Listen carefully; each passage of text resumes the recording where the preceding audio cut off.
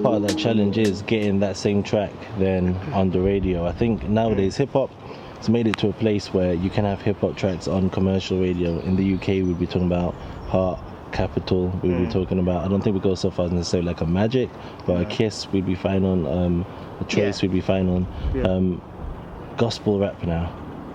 Do you see gospel rap naturally getting onto those platforms? Is anything you think needs to change, or is it just a matter of the world and then us in terms of a holy separation? How do you see that challenge? Yeah, in some ways, yes, it is a holy separation. There's certain songs that, if I'm honest, certain songs won't get on radio, just based on solely on the content, purely on the content. And I don't mean, and I mean just based on the content or who's promoting or where it's coming from. There's certain songs that won't get on radio if they're purely marketed and pushed as gospel. They just won't. Why do you think that is, though? Well, because I just think radio plays just general music. And they don't have a gospel genre category. If just like they play pop on certain radios, and then they have a hip hop segment where they play hip hop.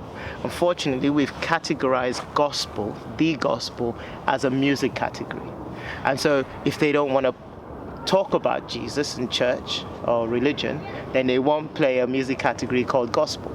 And now people have issues against that. They say they don't want to support the gospel. I don't. It's not their job to support. I don't expect them to. But if you market it as the genre gospel, then they won't play it. So do you feel there's an argument then for not marketing Christian music as being Christian/gospel? Yeah, I think it should be marketed as music, and not necessarily gospel music. If you market it as music, because to be honest, there is no difference between hip hop talks about Christ in terms of the music and the beats. There's no difference, and the quality of the sound. There's no difference between that and a regular hip hop track that talks about anything else. And again, not all hip hop tracks are bad. So let's not categorize. Not every rapper is talking about drugs. Not every rapper is talking about women and killing and all that kind of stuff. Not every rapper is talking about that.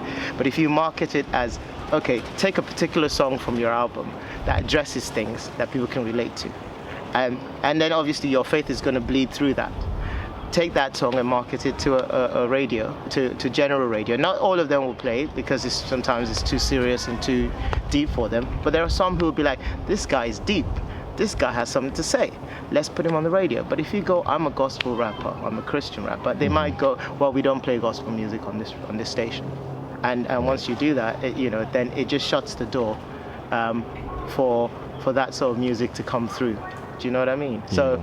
That's my, and again, I'm not an expert on these things. I haven't gone to huge lengths to promote music, but I think that's what allows, and people might be, have their opinions. Different people have different core audience that they're trying to reach, and people like Lecrae, people like Andy Mineo, and people like Tripoli and all these guys. They especially Lecrae and Andy Mineo, they're out there on radio as much as they can. Well, only recently, to be fair, because their music, Lecrae's songs has just started going on radio. He's got a new song called Blessings that's on radio too. So is Andy, and it's because even the song clearly is blessings.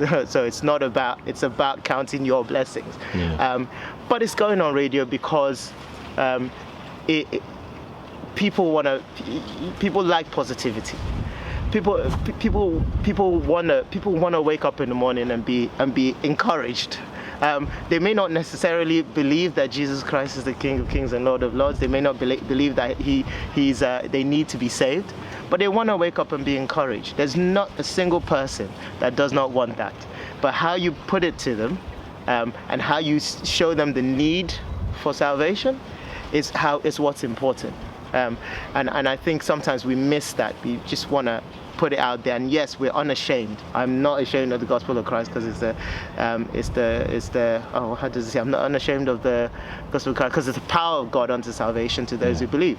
I'm not ashamed of it, but I want to reach people and to get on radio, you just have to do the best you can to market your music as just music rather than a genre called gospel, because I don't believe the gospel should be a genre. I believe it should be a message that we put out. With that said, then, if we take it away from radio and we go straight to the eardrum of the public, as so often happens nowadays, a multitude of ways to consume music now. You don't necessarily need radio. So if we're thinking then from that perspective, would we say that in terms of being successful and having our message spread, is it easier for a secular artist to spread the gospel because it doesn't have that label than it is for gospel artists? Just because I'm thinking of, say, a Stormzy now, for example. It's not being questioned. People are playing it in terms of, is this guy talking about Jesus too much? He's talking about God too much in his faith. That's not being questioned because he's not a quote unquote gospel rap artist or such. I've heard tracks and it's kind of filtered through in a lot of artists that they might talk a whole bag of craziness and at the same time believe in God. You hear, just to name a few, so I'm not speaking out of air, you have The Game and his albums with a God concept. You had 50 Cent, God Give Me Style, God Give Me Grace, Nas all throughout his career and such. All of these different artists who have a sense of spirituality. Even if we take it as far as Lupe Fiasco is a Muslim who isn't necessarily branded as a Muslim rapper. Do you think it's easier for a secular artist to spread a spiritual message than a gospel artist worldwide? I think I don't think it's easy. I think if these artists started off purely with that message, they wouldn't have achieved the fame they've achieved. But I actually appreciate the fact that when they've gone this far, they've looked back and gone, hang on, right now, I don't care. I'm going to put a gospel message in one of my tracks. And to be fair, a lot of those songs that they put out, a large group of people don't like them. So you don't assume that everybody who bought a Stormzy album likes By Your Grace and those songs that he has on the album. They just some people just skip through them, but there are people who will listen to them and go, okay. Now I'm not putting a stamp of approval on every quote-unquote non-Christian rapper or non-gospel rapper that does a gospel track. I'm not saying, listen to all of their songs because they're now Christian. I'm not saying that, but I'm saying I don't actually condemn them. I actually commend them for doing that at this stage. And it's easier for them to do it when they've amassed a certain level of fame, because at that point they will still have the following regardless. So and so a lot of them, most of the people who are able to do that are artists who are either independent or are now big enough to control the label. So yes, it's easier for them to do that. Is it easier for them to? Yes, it's easier for them because they have a following. It's easier for them to pass on the message like that. But let's not let that discourage people who that's what they're about. And don't let the fact that you're not on radio. If you've made your song as relatable as possible, but you are who you are, and who you are is your faith, and it will bleed through. And if that's what if you've done the best you can on a track, you present it to me, and they don't want it, just carry on doing your thing. But don't ever. I just believe you should never,